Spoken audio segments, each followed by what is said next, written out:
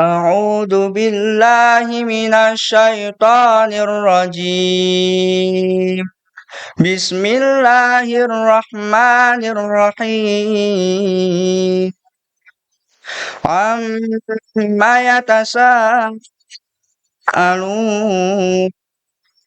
عن النبأ العظيم الذي هم فيه مختلفون كلا سيعلمون ثم كلا سيعلمون ألم نجعل الأرض مهادا والجبال أوتادا وخلقناكم أزواجا وجعلنا نومكم سباتا وجعلنا الليل لباسا وجعلنا النهار معاشا وبنينا فوقكم سبعا سدادا وجعلنا سراجا وهاجا وأنزلنا من المعصرات ماء ثجاجا لنخرج به حبا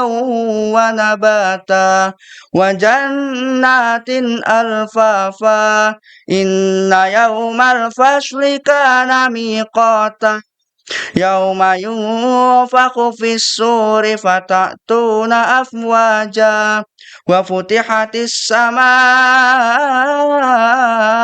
فكانت أبوابا وسيرت الجبال فكانت سرابا صدق الله العظيم.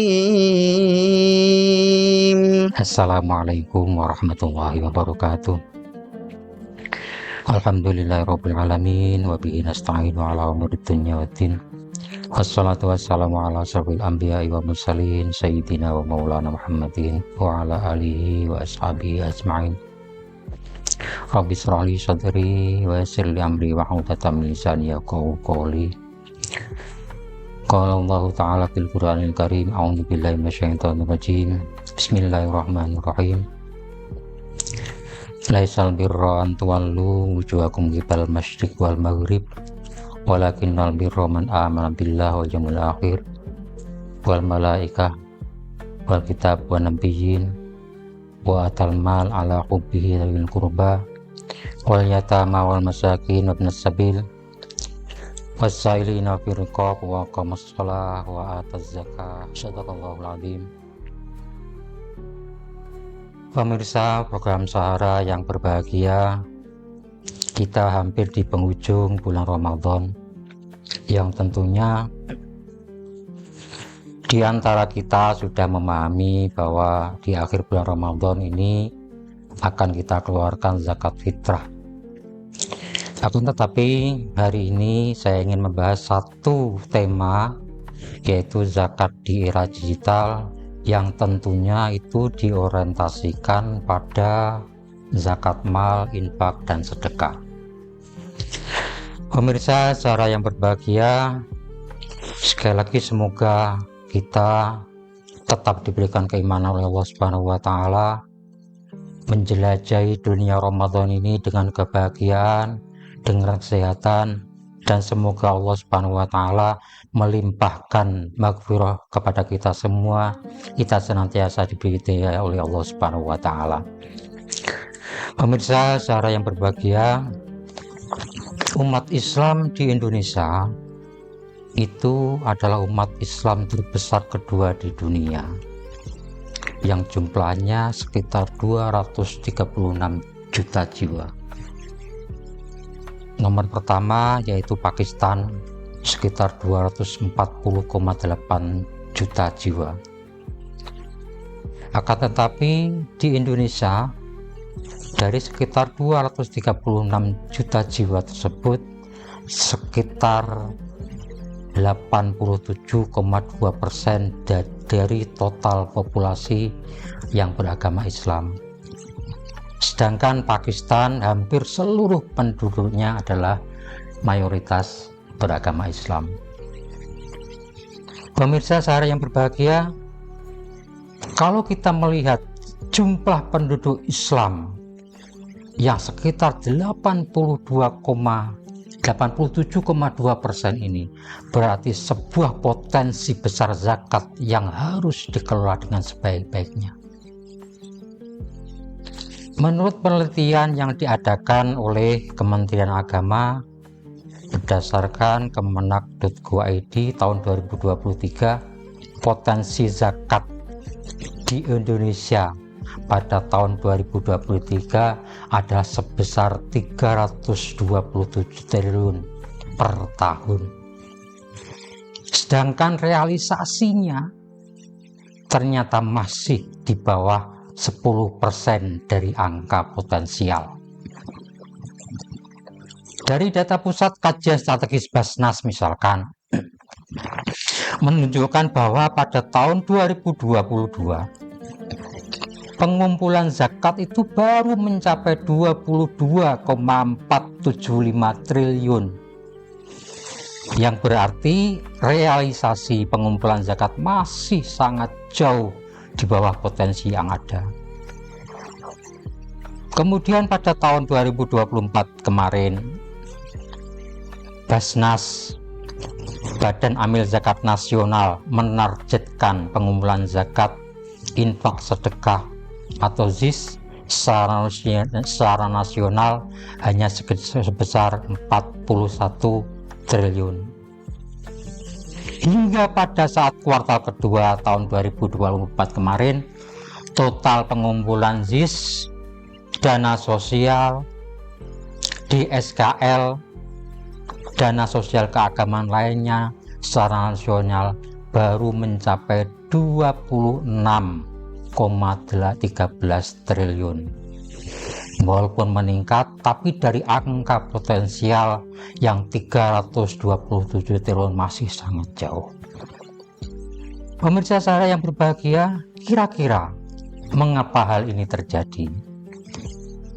Yang pertama dan yang paling utama adalah kurangnya kolaborasi pemerintah dengan Basnas, kurangnya kolaborasi pemerintah dengan LAS, lembaga amil zakat seperti dompet duafa, rumah zakat, dan lain sebagainya.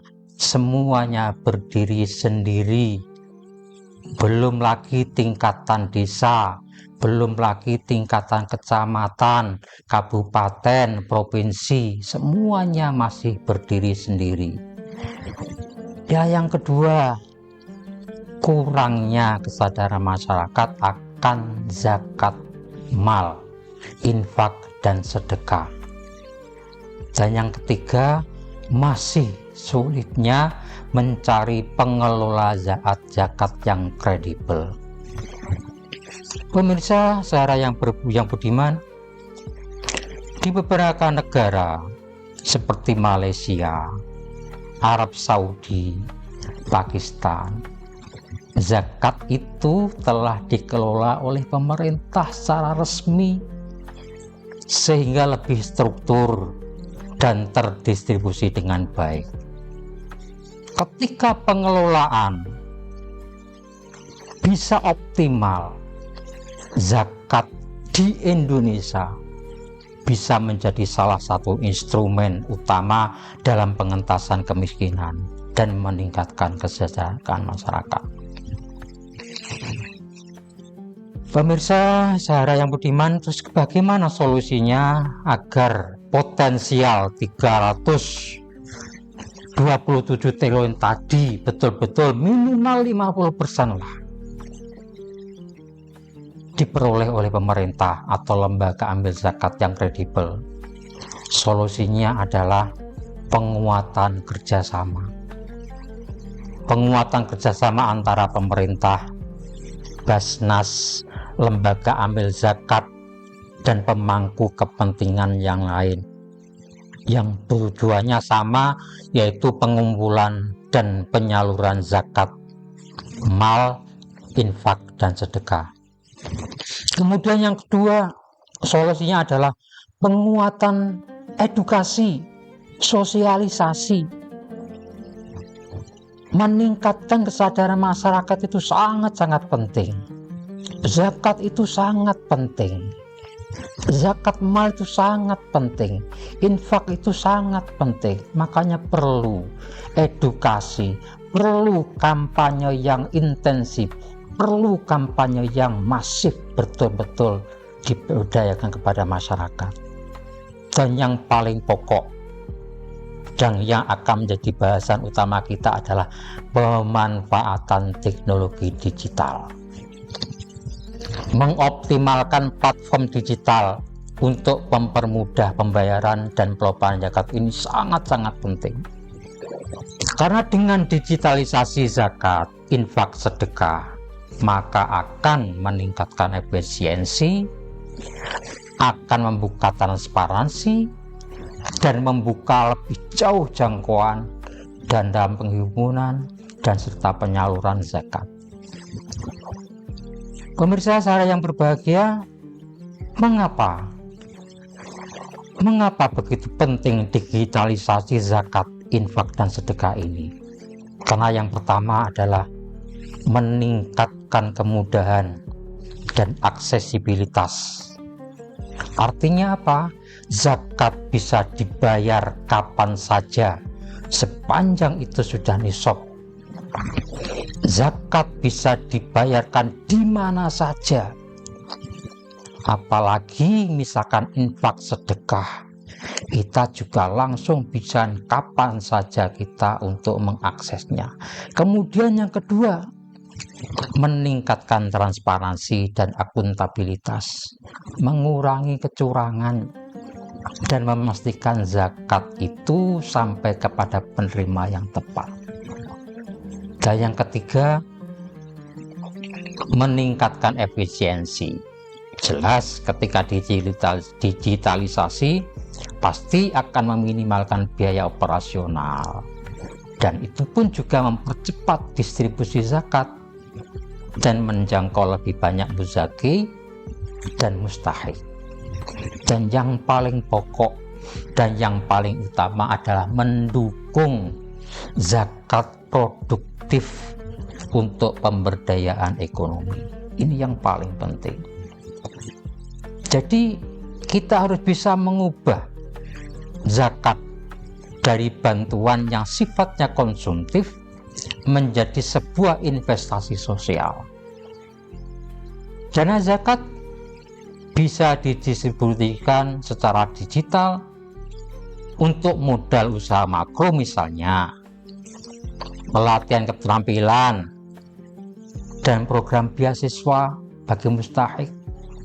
Tidak zamannya sekarang kita mengundang masyarakat yang dalam tanda kutip warga miskin, anak-anak yang tidak memiliki biaya, kemudian didatangkan, ditampilkan kepada masyarakat, oh ini loh anak yang kurang.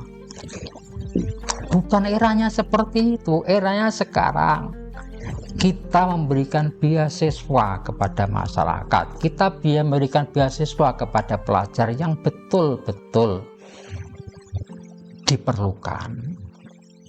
Oleh karena itu, mindset ini harus berubah. Kemudian yang terakhir adalah pemanfaatan fintech, finansial teknologi dalam zakat, yang dapat memungkinkan adanya pinjam, mungkin ya, ini ya mungkin pinjam nyapi berbasis syariah bagi penerima manfaat zakat. Agar apa? Mereka bisa mandiri secara ekonomi. Jadi tidak tergantung terus-menerus setiap tahun orang itu saja yang mendapatkan masyarakat. Tapi ketika ini kita terapkan dengan sebaik-baiknya, maka masyarakat bisa menjadi mandiri secara ekonominya. Oleh karena itu, para pemirsa acara yang berbahagia, digitalisasi zakat bukan hanya tentang kemudahan pelayaran, bukan sekedar kemudahan pembayaran, tetapi tentang transparansi, efisiensi, jangkauan yang lebih luas, dan pemberdayaan ekonomi berbasis zakat. Dengan pemanfaatan teknologi yang lebih optimal, lebih cepat, kredibel, zakat bisa lebih efektif dalam mengentaskan kemiskinan, dan meningkatkan kesejahteraan umat. Serta kalau itu tercapai 320 triliun 100% didapatkan lewat ini, saya yakin negara kita akan menjadi negara yang baldatun thayyibatun wa rabbul ghafur, gemah lipah roh jinawi, toto tentrem karto yarjo, wallahu muwaffiq ila aqwamit thoriq. Assalamualaikum warahmatullahi wabarakatuh.